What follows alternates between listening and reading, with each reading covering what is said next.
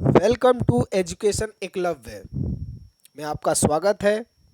आज हम पढ़ेंगे अंडरस्टैंडिंग पॉलिटिकल थ्योरी, जो बीए ऑनर्स पॉलिटिकल साइंस का तीसरा अध्याय है, यानी तीसरी यूनिट में रूढ़िवाद है, जिसका इंट्रोडक्शन देखेंगे। इसमें कितने क्वेश्चन आएंगे वो देखेंगे हम, और इसमें किस तरह के क्वेश्चन पूछे जाते हैं वो सब पे डिस्कस करेंगे। जो आपका एग्ज़ाम है 4 तारीख को, उसमें कैसे क्वेश्चन पूछे गए हैं रूढ़िवाद का प्रीवियस में, अभी कैसे पूछे जाएंगे, उस पर हम चर्चा करेंगे।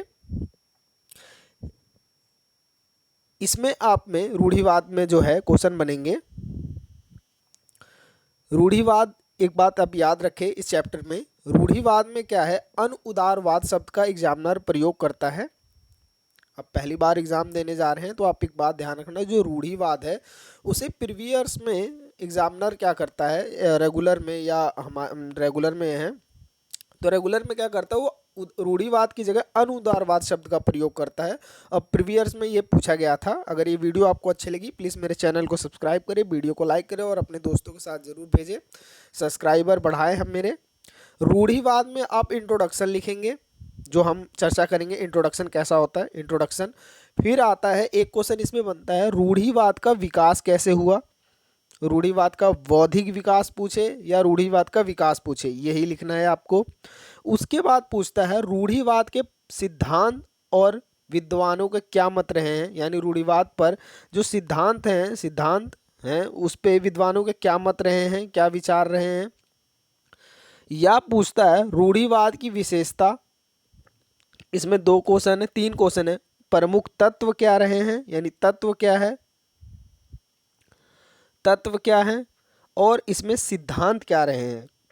यानी ये 3 तरह से क्वेश्चन, एक ही क्वेश्चन पूछेगा लेकिन 3 तरह से पूछेगा आपको। रूढ़िवाद की विशेषता बताए, ठीक है। उसके बाद हो सकता है लिख ले इसके मुख्य तत्व कौन कौन से हैं रूढ़िवाद के, ये पूछ ले।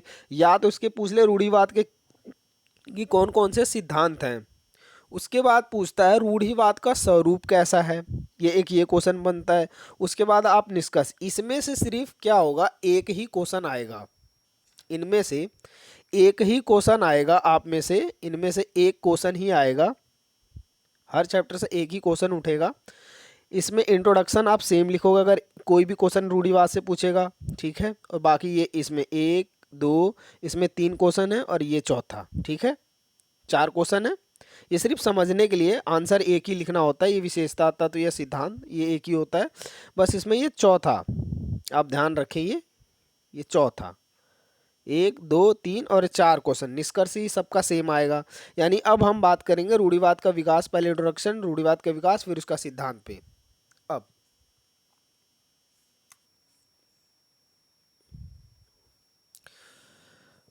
रूढ़िवाद का इंट्रोडक्शन में, राजनीति में जो रूढ़िवाद में, एक बात याद रखें, रूढ़िवाद में ये कभी ना, रूढ़िवाद परिवर्तन नहीं चाहते, ये यथार्थवादी होते हैं। ये परिवर्तन का विरोध करते हैं, यानी परिवर्तन से बिल्कुल डरते हैं।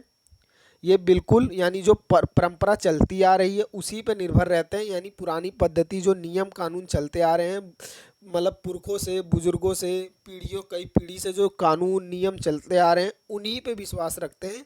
ये आधुनिकता में विश्वास नहीं रखते। एक बात आप याद रख रहे हैं, यानी परिवर्तन बिल्कुल विद्रोह के कारण होता है इनमें, यानी परिवर्तन नहीं हो सकता आप किसी भी कारण से।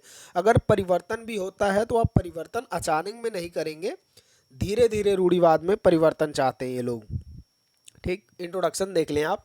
ये आपको इंट्रोडक्शन लिखना है एग्जाम में। राजनीतिक में रूढ़िवाद की परंपरा, आप एक बात और याद रखें, आप यही सेम लिखेंगे तो बेटर आपका आंसर होगा। आप अभी पहली बार एग्जाम देने जा रहे हैं तो आपके लिए बेटर एग्जाम ये आंसर होगा। आप अपनी तरफ से ना कुछ ऐड करें इसमें, इतना ही आंसर आपको लिखना होता है। Introduction, main body part structure और निष्कर्ष। तो इंट्रोडक्शन देख लो आप। राजनीति में रूढ़िवाद की परंपरा का उदय 18वीं शताब्दी के अंत और 19वीं शताब्दी के प्रारंभ से देखा जा सकता है, जो रूढ़िवाद रहा है। इस राजनीतिक परंपरा का उदय मुख्य क्या हो गया, यूरोप में जो उग्र सामाजिक आर्थिक राजनीतिक परिवर्तन का विरोध में हुआ था, यानी जो यूरोप में जो क्रांति चल रही थी सामाजिक आर्थिक राजनीतिक, उसके परिवर्तन के विरोध में हो रहा था। रूढ़िवाद भी तो परिवर्तन चाहते ही नहीं है, तो उनके विरोध में हुआ कि भाई वो फ्रांस में ये क्रांति चली कि भाई सामाजिक आर्थिक राजनीति में परिवर्तन होना चाहिए। तो उन परिवर्तन के विरोध में ये आरंभ हुआ रूढ़िवाद कि हमें परिवर्तन नहीं चाहिए। ये सिद्धांत फ्रांसीसी क्रांति और पाश्चात्य देशों के आधुनिकीकरण के विरोध में प्रतीक के रूप में उभर कर सामने आई, यानी प्रतीक के रूप में, ये प्रतीक लिखा हुआ है, ये प्रतीक है, ये दोनों, हाँ प्रतीक है, ये प्रतीक के रूप में सामने आई, यानी परिवर्तन नहीं चाहते ये फ्रांसीसी क्रांति और पश्चात जो दे आधुनिक, आपको मैंने पहले बताया कि आधुनिकीकरण नहीं चाहते, ये परंपरा से चलते आना है, इन्हें कोई परिवर्तन नहीं चाहते। ठीक है। उसके बाद रूढ़िवादी विचारधारा पुरानी प्राचीन जो समय से चली आ रहे कानून, नियम, विचारधारा, परंपरा, धर्म, संस्कृति, उसी को ही सर्वोपरि मानते हैं, उसके अलावा कुछ नहीं। परंपराओं, विचारधाराओं को मान्यता देते हैं, यानी जो रूढ़िवाद विचारधारा वो पुरानी प्राचीन समय से चली आ रही परंपराओं, विचारधाराओं को मान्यता देते हैं। रूढ़िवादी कभी भी पुराने विचारों में बदलाव नहीं चाहते, यानी जो पुरानी परंपरा और विचारधारा है उसमें बदलाव नहीं चाहते ये। रूढ़िवादी कभी भी पुराने विचारों में बदलाव नहीं चाहते, हुए अपनी जीवन शैली को पुराने तरीके से जीना पसंद करते हैं, बिल्कुल एकदम पुराने तरीके से, जैसे परंपरा दादा परदादा जीते आए हैं, जो नियम कानून से, उसमें जीना पसंद करते हैं बिल्कुल। अगर ये वीडियो आपको अच्छी लगी तो प्लीज़ मेरे चैनल को सब्सक्राइब, वीडियो को लाइक करें। वह अपने विचारों में परिवर्तन या नया नहीं चाहते, यानी बिल्कुल नया कानून या नया कुछ ऐसा नहीं करना चाहते जो उनको हानि पहुंचाए, बिल्कुल नहीं चाहते, यानी वो परिवर्तन के बिल्कुल खिलाफ है, यानी परिवर्तन ना ही तो नहीं। अब रूढ़िवाद के समर्थक हैं, मैं आपको बहुत सारे समर्थक लिखवा सकता हूं, लेकिन आप याद ना कर पाए तो ज़्यादा लिखवाने से अच्छा 4-5 समर्थक आप लिख लें, आप लिए बेटर रहेगा, क्योंकि 17-18 आपको समर्थक लिखवा दूंगा तो बेकार सा लगेगा आपको, तो इसलिए 4-5 ही लिखे हैं मैंने। रूढ़िवाद के समर्थक में David Hume, Edmund Burke, Michael Joseph Oxford, Hannah Arendt और क्लिंटन रासिटर रहे हैं, ये समर्थक रहे हैं। ब्रिटिश दार्शनिकों डेविड ह्यूम और एडमंड वर्क रूढ़िवाद के प्रमुख उन्नायक माने जाते हैं, यानी जो रूढ़िवाद की जो परंपरा शुरू हुई, ये विचारधारा जैसे आई, उसमें पहले नाम डेविड ह्यूम और एडमंड वर्क का आता है, क्योंकि इन्होंने ही रूढ़िवाद को जन्म दिया। समकालीन जो विचारधारा रही है, इसमें ये देखें, जो समकालीन विचारधारा रही है उसमें क्या है, जो समकालीन विचारधारा है उसमें माइकल ऑक्सफोर्ड को रूढ़िवाद का प्रसिद्ध सिद्धांतकार माना जाता है। रूढ़िवादी पक्ष की अपेक्षा विरोध अधिक करती है, यानी जो रूढ़िवाद है सिद्धांत है वो पक्ष की अपेक्षा विरोध ज़्यादा करती है, क्योंकि वो परिवर्तन से डरते हैं। और रूढ़िवाद एक नकारात्मक विचारधारा है, क्योंकि नकारात्मक इसलिए है क्योंकि वो परिवर्तन ही नहीं चाहते। सकारात्मक होते तो वो परिवर्तन चाहते, आधुनिकता को लाते, नई टेक्नोलॉजी रहते, लेकिन नहीं, ये कहते हैं कि हम जो परंपरा से चली आ रहे हैं, नियम कानून, उसी पे हम रहना चाहते हैं। ये इसलिए नकारात्मक एक सोच विचारधारा है जो परिवर्तन का विरोध एवं परिवर्तन को लेकर संदेह व्यक्त करते हैं। रूढ़िवादी अमूर्त सिद्धांत की अपेक्षा अपने तर्कों, अनुभव और वास्तविकता से अधिक जोड़ते हैं, यानी अपने अनुभव पे रहेंगे, वो आप अपने तर्क पे रहेंगे, जो परंपरा से आ रहा है, जो अनुभव हुआ है परंपरा से, इनकी जो पीढ़ी दर पीढ़ी से आया हुआ है, यानी पूरी दादा परदादों से जो अनुभव आया उस पे रहते हैं, ये परिवर्तन पे नहीं। ठीक, वास्तविकता से जोड़ते हैं। रूढ़िवादी एक सामाजिक और राजनीतिक दर्शन है जो पुरानी सामाजिक संस्थाओं को सांस्कृतिक और सभ्यता के संदर्भ में बढ़ावा देती है, यानी जो पुरानी सामाजिक संस्था है, जो संस्कृति है, उसकी सभ्यता को बढ़ावा दे रही है। क्यों दे रही है? क्योंकि वो कहते हैं कि ये एक अगले पीढ़ी के लिए भी सुरक्षित रखा जाए इन्हें। ठीक है, समझ आ रहा है आप लोगों को? सभ्यता के संदर्भ में बढ़ता जाता है, सामाजिक, आर्थिक, राजनीतिक और सांस्कृतिक परिवर्तन का विरोध करते हैं, अर्थात ये यथार्थवादी में विश्वास करते हैं। सॉरी, ये यथार्थवादी होता है, ये थोड़ा गलत सा लिख गया, ये वादी इधर आ गया और यथार्थ उधर पहुंच गया है। ठीक है, ये यथार्थवादी में विश्वास करते हैं। आप इन पे ये देखें, ये आपका इंट्रोडक्शन खत्म हो गया है। अब क्या होता है कि रूढ़िवाद का विकास, ये प्रीवियस में पूछा गया था और इस बार भी ये रेगुलर में पूछा गया था प्रीवियस में। एसओल में पूछने की गारंटी है। आपकी जो बुकें हैं उनमें ना ये दे नहीं रखा, लेकिन आपके एसओल और डी जो रेगुलर का वो क्वेश्चन पेपर लगभग सेम ही आता है, छपता है। तो ये क्वेश्चन बनता है। और प्रीवियस में आपके एसओल में ये पूछा गया था कि रूढ़िवाद का विकास कैसे हुआ, कि और इसमें ये क्वेश्चन बनता है कि रूढ़िवाद के विकास में सिद्धांतकारों के क्या सिद्धांत रहे, यानी विद्वानों के क्या सिद्धांत रहे। इस पे दूसरा ये क्वेश्चन बन सकता है। आंसर ए, आपने इंट्रोडक्शन देख लिया, उसके बाद आप ये लिखें, जो रूढ़िवाद को बौद्धिक इतिहास को प्राचीन समय के राजनीतिक चिंतन अरस्तु और सिसरो की कृतियों से जोड़कर देखा जाता है। इसमें मध्यकालीन युग में भी रूढ़िवाद की झलक कई घटनाओं और परिस्थितियों में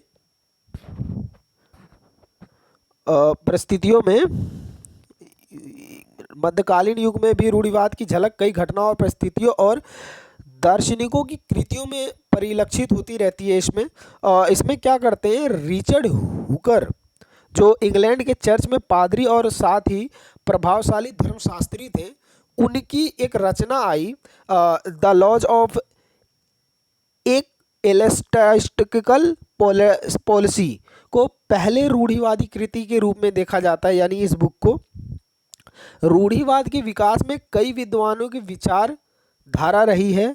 और विचारधारा, पहली विचारधारा किसकी है आप लिखेंगे, इसमें देखें एडमंड वर्क जो एक रूढ़िवादी विचारक है।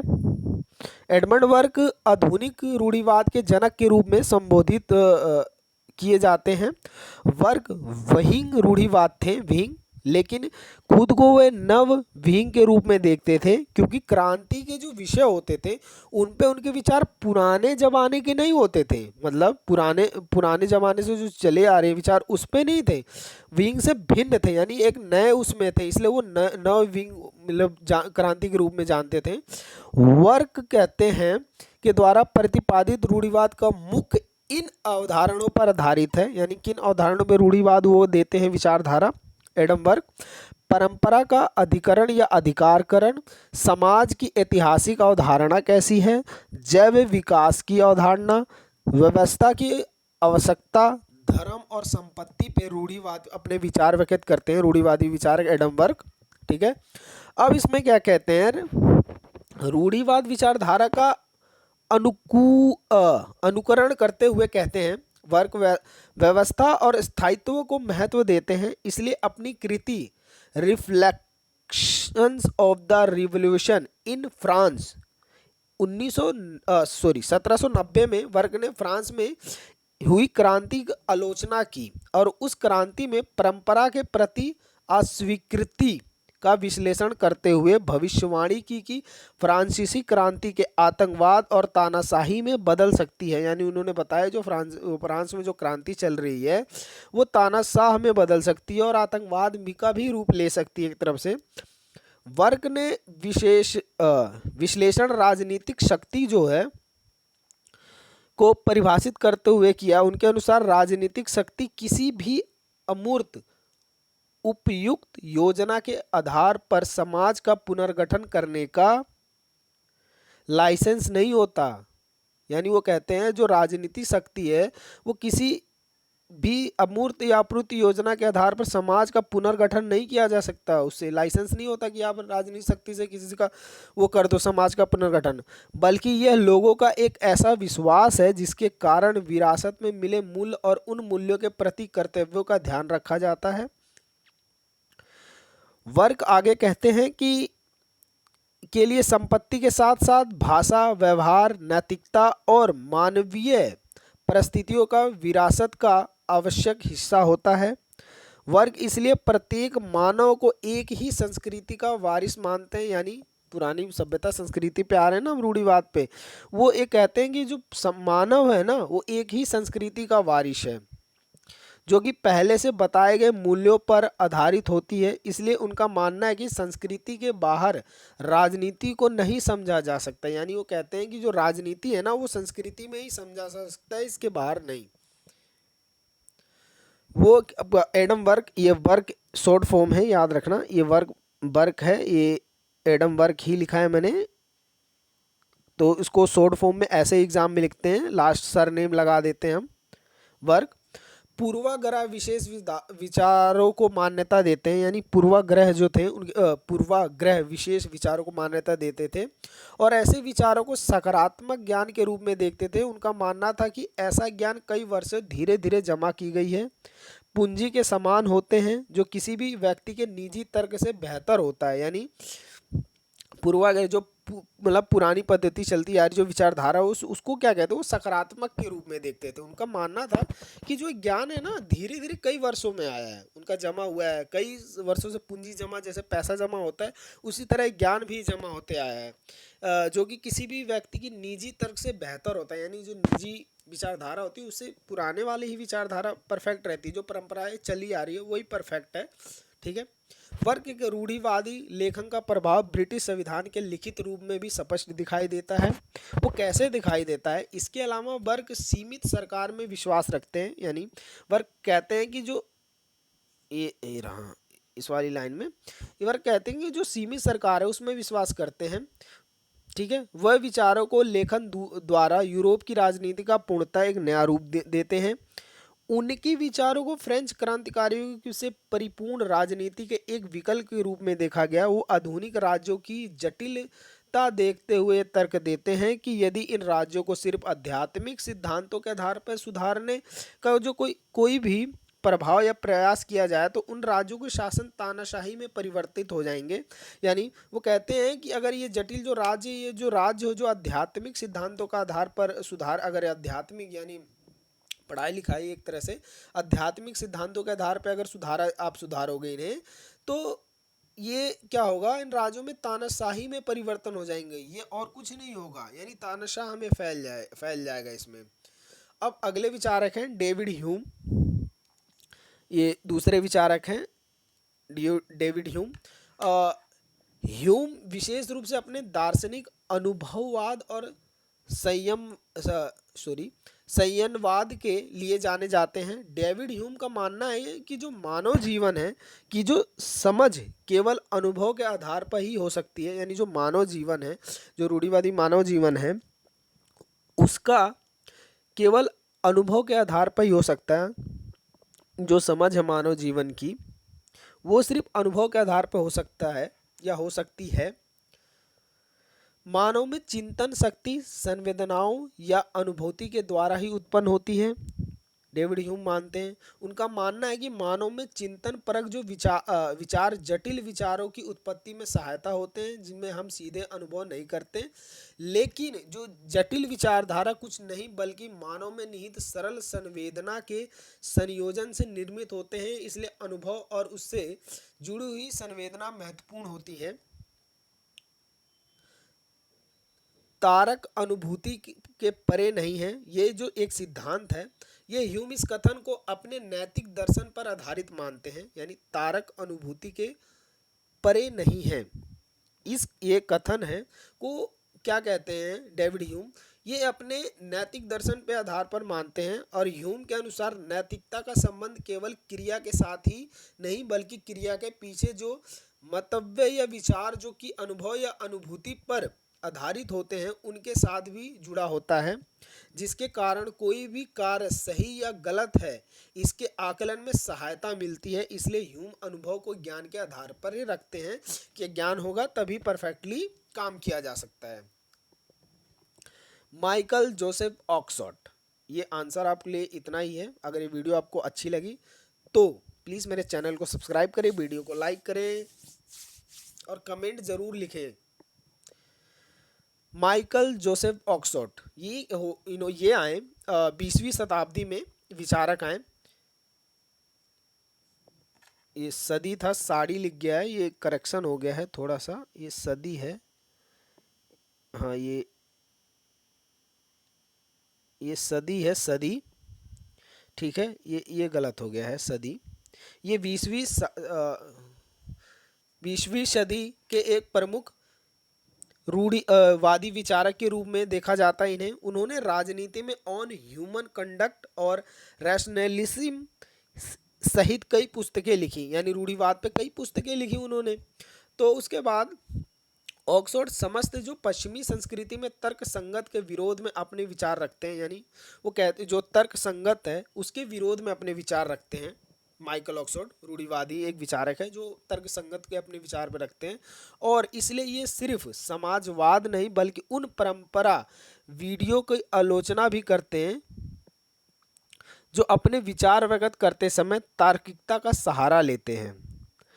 ऑक्सफोर्ड के अनुसार तर्कसंगतवादी जो मस्तिष्क की स्वतंत्रता और तर्क की सत्ता पर बल देते हैं और उनके अलावा किसी भी प्राधिकार के दायित्व में स्वर्ण को मुक्त समझते हैं, यानी स्वर्ण, ये स्वर्ण नहीं स्वर्ण है, सॉरी, स्वर्ण को जो मुक्त समझते हैं, ये स्वयं स्वयं है, स्वयं, ये स्वयं लिखें आप, इसके स्वयं मुक्त समझते हैं। समांतर तर्कसंगतवादी पूर्वाग्रह रीति रिवाज आदतों को खारिज कर स्वतंत्रता विचारों में विश्वास रखते हैं। यानी ये क्या कहते हैं, जो तर्क संगत, अगर तर्क देंगे तो परिवर्तन आएगा, विचारधारा होगी, बहस होगी, बातचीत होगी, तो एक नया कानून लाया जाएगा। और जो रूढ़िवाद चाहते नहीं हैं तो वो कहते हैं कि जो रीति रिवाज और आदतों को खारिज करके उस स्वतंत्रता में विश्वास रख लेते हैं।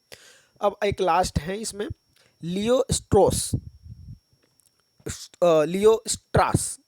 या स्ट्रास को अक्सर नव रूढ़िवाद के वैचारिक पिता के रूप में उद्धृत किया जाता है।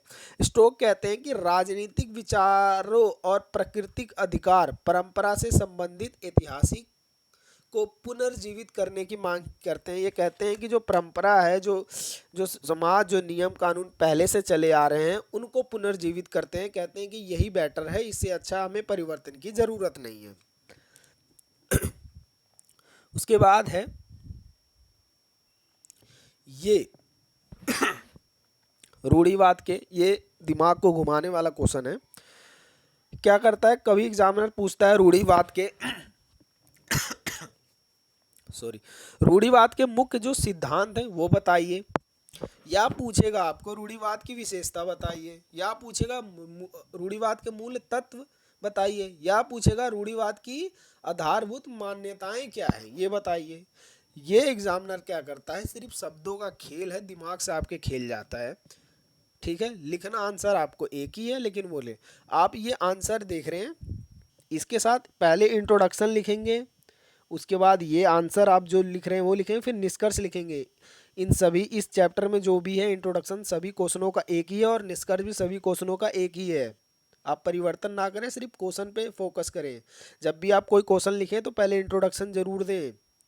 आपको पहले ही मैं इंट्रोडक्शन पढ़ा देता हूँ, लास्ट में निष्कर्ष, और बीच में उस क्वेश्चन के बारे में लिखें। ठीक है, अब रूढ़िवाद के विकास का, उसके उद्भव को विश्लेषण किया जाए तो इनमें कई विचारधाराएं प्राप्त की जाती हैं, लेकिन रूढ़िवाद में विभिन्न चिंतकों और उनमें मतभेदों के बावजूद कुछ तत्व समान हैं। ये कुल विशेषताएं हैं, ये कुल मान्यताएं हैं या सिद्धांत हैं। पहले परंपरावाद, पहली विशेषता।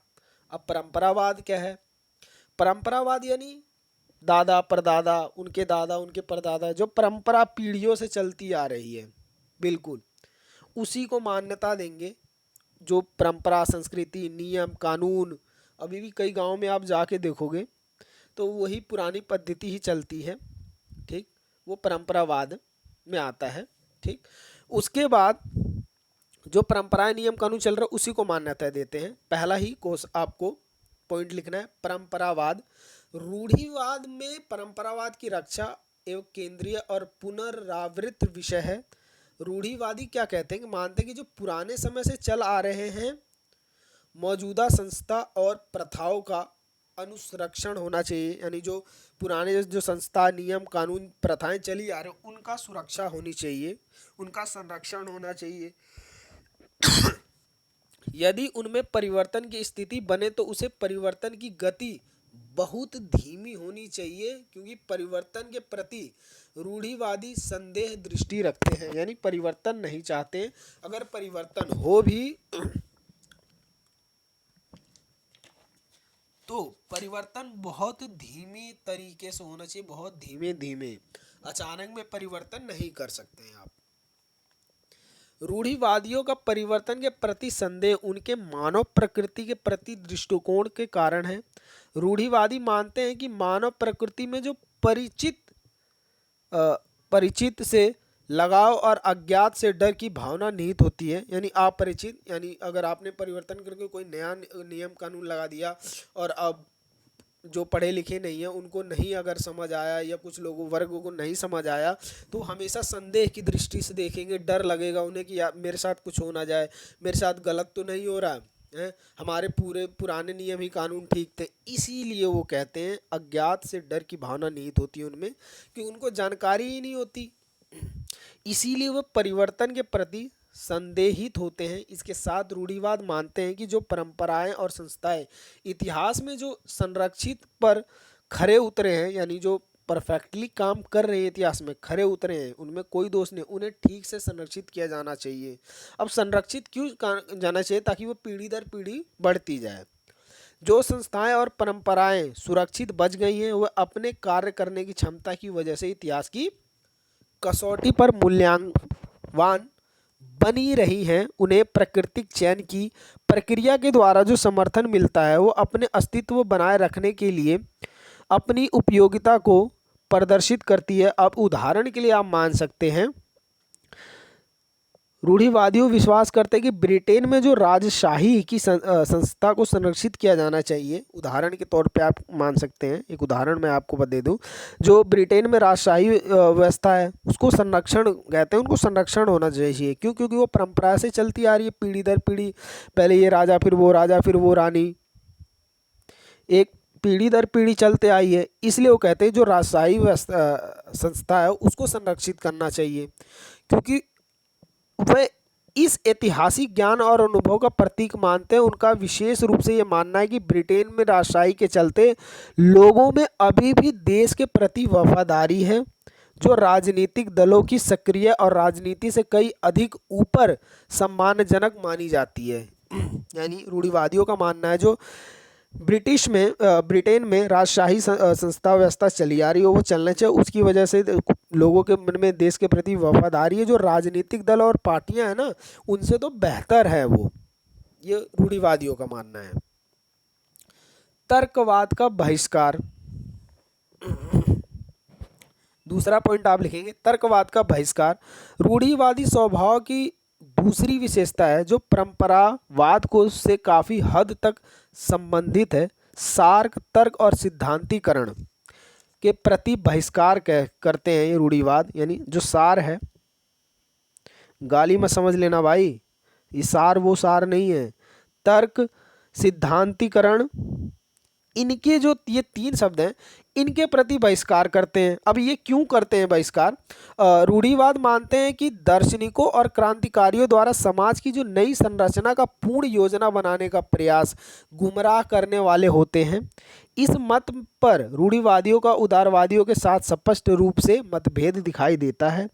रूढ़िवादी मानते हैं कि मानव जैविक, भावनात्मक और संगठनात्मक रूप से अपूर्ण होते हैं और इन बातों के लिए मानव पूर्णतः समाज पर निर्भर होता है। इसलिए मानव को मार्गदर्शन के लिए सदैव सामाजिक संस्थाओं और आवश्यकता होती है। जो समाज में संस्था प्राचीन प्रचलित चल रही है उसकी आवश्यकता होती है। तर्क होगा, सिद्धांतीकरण अगर आएगा या सार होगा, किसी का निष्कर्ष निकाला जाएगा तो जरूरी परिवर्तन को लाएंगे ये लोग। नए नए तरीके आएंगे, सिद्धांतीकरण ये कि ये किसी विचारधारा पे मैं सिद्धांत दे रहा हूँ, किसी का तर्क कोई दे रहा है कि नहीं ये विचारधारा गलत है, ये परिवर्तन होने चाहिए, तो आप ऑब्वियसली जानते हैं कि रूढ़िवाद परिवर्तन के बिल्कुल खिलाफ है। इसलिए वो सार, तर्क और सिद्धांतकरण का बहिष्कार करते हैं। ये दूसरा है। तो ये तीसरा है आपका, ये है तीसरा पॉइंट, ये है जैविक समाज की अवधारणा।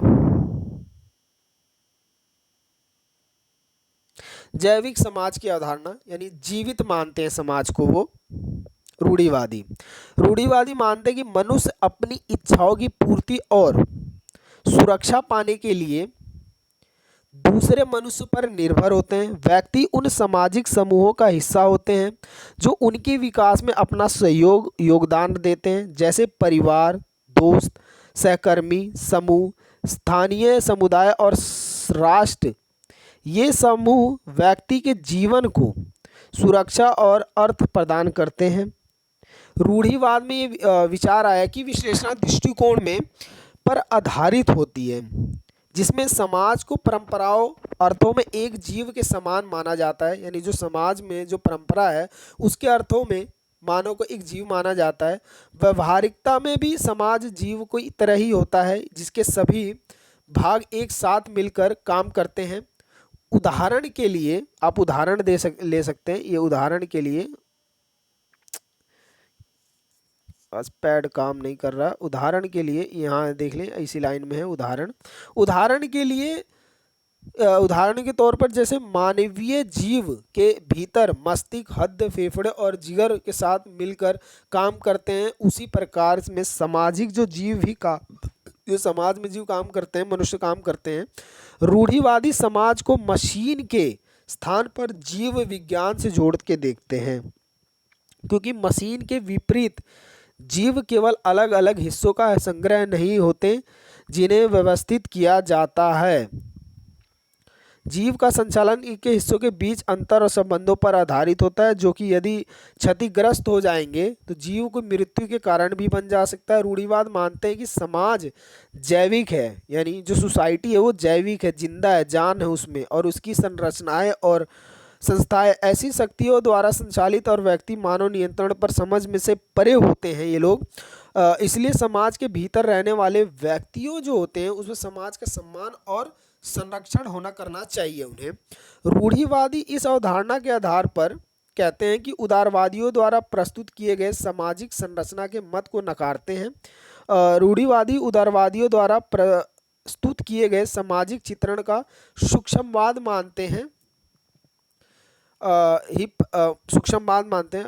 दूसरी है पारंपरिक रूढ़िवाद उदारवादी द्वारा दिए गए नकारात्मक स्वतंत्रता की अवधारणा की आलोचना करते हैं। यानी जो परंपरावादी रूढ़िवादी हैं वो उग्रवादियों द्वारा यानी उदारवादियों द्वारा जो नकारात्मक स्वतंत्रता की अवधारणा की आलोचना करते हैं, उसके संदर्भ में स्वतंत्रता को समझने से इनकार करते हैं, क्योंकि इस प्रकार की स्वतंत्रता का अर्थ व्यक्ति को समाज में अकेले छोड़ देता है।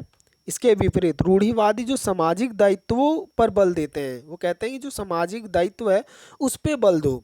रूढ़िवादियों का मानना है स्वतंत्रता को व्यक्ति द्वारा जो सामाजिक दायित्वों और संबंधों की स्वीकृति मानते हैं। रूढ़िवादी मानता है कि व्यक्ति अपने सामाजिक दायित्वों को समझने इसलिए महत्व देते हैं क्योंकि वो सामाजिक मूल्यों के भांति पहचानते हैं। रूढ़िवादियों का मत है कि जिस समाज में व्यक्तियों को केवल उनके अधिकारों के बारे में पता हो और वो अपने कर्तव्यों को स्वीकार नहीं करें, वे जड़वहीन बनते हैं। दरअसल रूढ़िवादी के अनुसार कर्तव्य दायित्व के संबंध समाज में व्यक्तियों को एक साथ जोड़ कर रखते हैं। तीसरा और ये चौथा है, ये चौथा पॉइंट है सत्ता। ये आपके एसोल की बुक से ही मैंने काट लिया, ये ठीक लिखा है 2 पॉइंट उसमें। सत्ता सत्ता जैसे राजा अपने बेटे को देगा, उसका बेटा उसको बेटे को, फिर उसके बेटे को, उसके बेटे से बेटा, यानी पीढ़ी दर पीढ़ी वाला हिसाब होता है। क्योंकि ये रूढ़िवाद है तो पुरानी विचारधारा से चलते हैं, तो सत्ता में एक उसमें रहता है। आप ये मोटा मोटा समझ लें। इसमें रूढ़िवादियों ने सत्ता के ऊपर नियंत्रण पर भी बल दिया है। इस सत्ता के नेतृत्व अनुभव दार्शनिकों का कार्य कुछ खास लोगों को सौंप दिया गया। यानी जो शिक्षा है, अनुभव ज्ञान के अभाव से जो जूझ रहे हैं लोग, उनको हितों का संरक्षण किया जा सके। हालांकि इस प्राकृतिक अभिजात स्वरूप को बनाए रखने और सत्ता सामाजिक एकजुटता में लोगों की पहचान और उनके जो असापेक्षित कार्य हैं उनको सामान्यीकरण करती है। मनुष्य को नियंत्रित करने के लिए परिवार, चर्च और स्कूल को महत्वपूर्ण भूमिका निभानी होंगी। मनुष्य के वर्तमान हुनर यानी नैतिकता, व्यवहार और संस्कृति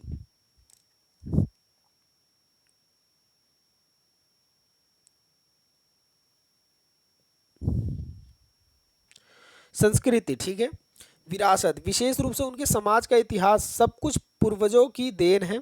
यानी पूर्वजों उसमें है सत्ता में, संस्कृति, विरासत, विशेष शिक्षा, एजुकेशन, जो भी है पूर्वजों इतिहास की देन है। और ये रूढ़िवादी यही चाहते हैं, जो परंपरा है, यानी एक बाप ने अपने बेटे, फिर उसके बेटे, उसके बेटे से उसके बेटे, ऐसे ही परिवर्तन होता है। यानी पीढ़ी दर पीढ़ी आती है, यानी पुरानी सभ्यता से आ रही है। पुरानी परंपराएं जो चल रही है एजुकेशन शिक्षा उसी पे है। ठीक है, इन सभी के मद्देनजर सरकार को कानून के मध्य से मनुष्य पर लगाम करने की जरूरत है।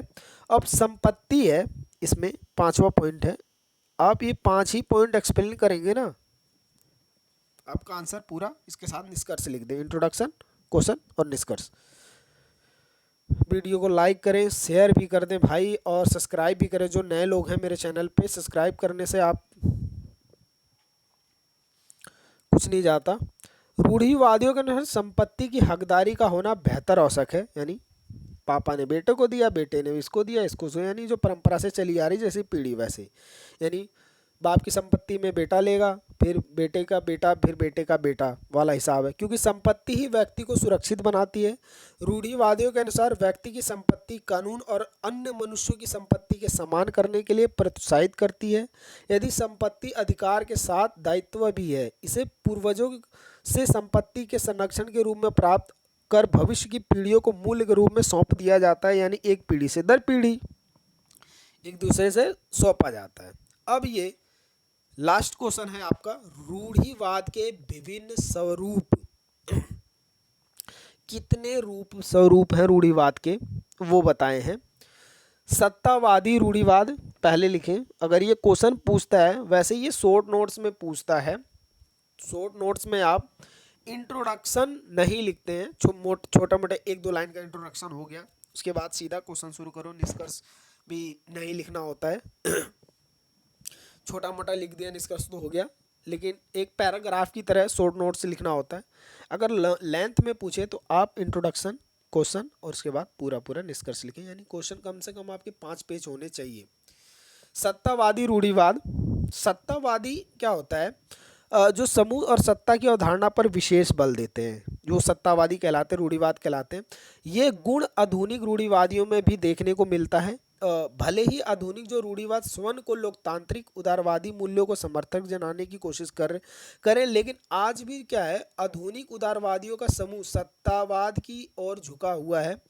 1789 की जो क्रांति हुई उसके समय भी सत्तावादी रूढ़िवाद परंपरावाद रूढ़िवाद के स्थान पर प्रतिक्रियात्मक की धारणा कर सत्ता के पक्ष की पैरवी शुरू की है।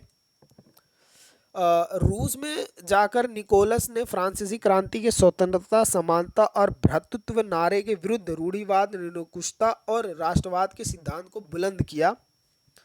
निकोलस के उत्तराधिकारियों ने भी संविधान और संसदीय संस्थाओं को विकास द्वारा जारी किए गए जो शक्तियां हैं उन पर लगाने वाले प्रतिबंध को नकार दिया और कहने लगे कि जो जर्मनी में संवैधानिक सरकार का तो विकास हुआ, लेकिन उसके बावजूद उनके संवैधानिक सरकार का एक अपमान की तरह भी देखा गया।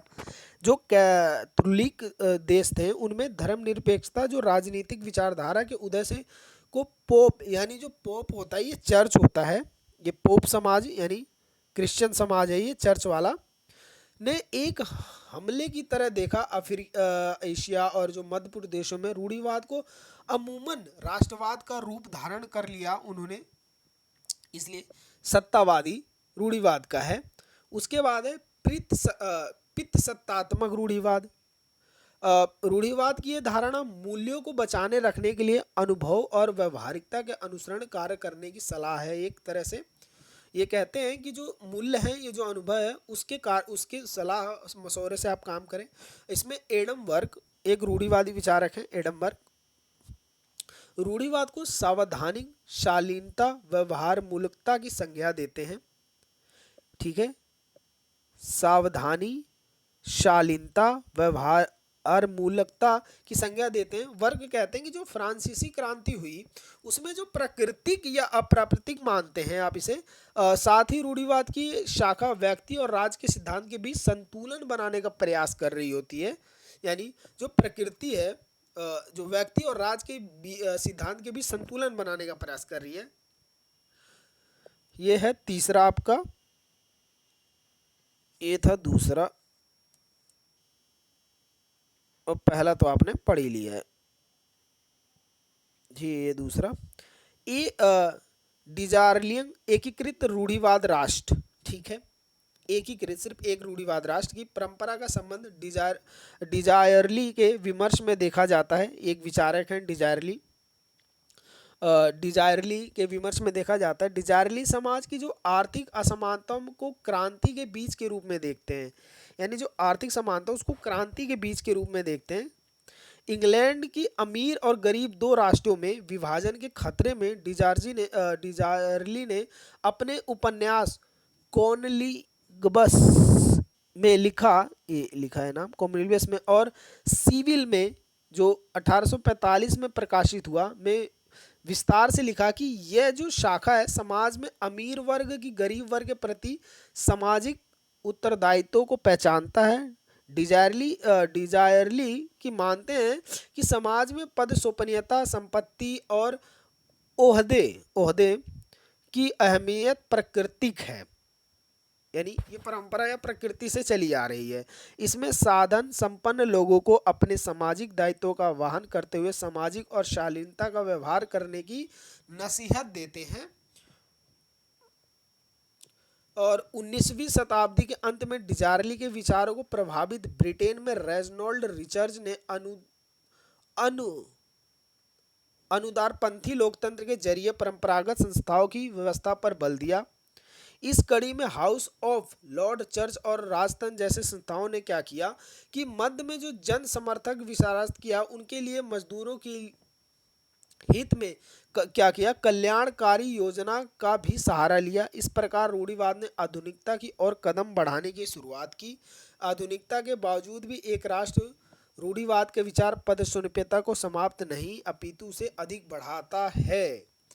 अब आते हैं निष्कर्ष पे। ये आपका परफेक्टली निष्कर्ष है। आपने क्वेश्चन पढ़ा, निष्कर्ष पे आप लिखे रूढ़िवादी विचारों को मानव सदियों से किसी न किसी रूप में अपनाया गया है, परंतु ये रूढ़िवादी विचार एक विचारधारा के रूप में ले गए हैं। इस पर मतभेद हैं।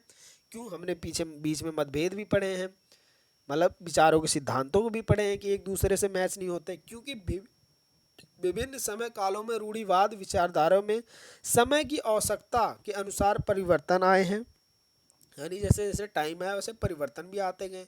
हालांकि रूढ़िवाद विचारों के बड़े परिवर्तन को लेकर बड़े विरोध प्रदर्शन हुए, यानी परिवर्तन नहीं चाह रहे हैं वो, फिर भी रूढ़िवाद के अंदर की समय के अनुसार कई बड़े परिवर्तन देखे गए। रूढ़िवाद विचार ऑक्सफोर्ड मानते हैं कि रूढ़िवाद एक मानसिकता या स्वभाव है जो कि एक प्रकार के विचार और आचरण को जन्म देता है। ऑक्सफोर्ड रूढ़िवाद को एक विचारधारा की बजाय राजनीतिक एक शैली के रूप में देखते हैं। कुछ अन्य विचारक हैं जो रूढ़िवाद को केवल एक प्रकृति के रूप में देखते हैं और इसलिए मानते हैं कि रूढ़िवाद किसी भी अन्य विचारधारा के साथ सम्मिश्रण आसान होता है। रूढ़िवाद उदारवाद, समाजवाद, फांसीवाद, सत्तावाद, अभिजातवाद जैसी जो विचारधाराओं में विलीन हो सकता है और इसका उपयोग उन विचारधाराओं में सुविधा के अनुसार किया जा सकता है। उदाहरण के तौर पर नव रूढ़िवाद जो कि उदारवाद के साथ संयोजित करने के नव दक्षिणपंथी का हिस्सा बन रहा है, जो कि रूढ़िवाद दृष्टिकोण का उदारवाद समझने बिल्कुल अलग है। ठीक है, ये आपका निष्कर्ष एंड हो जाता है। रूढ़िवाद वही होता है, पहले क्या होता था, लड़कियों के एजुकेशन नहीं कराया जा सकता, अगर एजुकेशन करा रहे हैं उसके बाद सीधा शादी। अभी भी कई जगह होता है गाँव में, ठीक है, आप एग्जाम उनको काम नहीं कराना उनसे, यानी नौकरियां नहीं कराना, सिर्फ खाना बनाना है उनको। ये रूढ़िवादी मानसिकता को दर्शाता है। एक एग्जाम्पल आप ये भी लिख सकते हैं। ये वीडियो आपको अच्छी लगी तो प्लीज़ मेरे चैनल को सब्सक्राइब करें। वीडियो देखने के लिए धन्यवाद।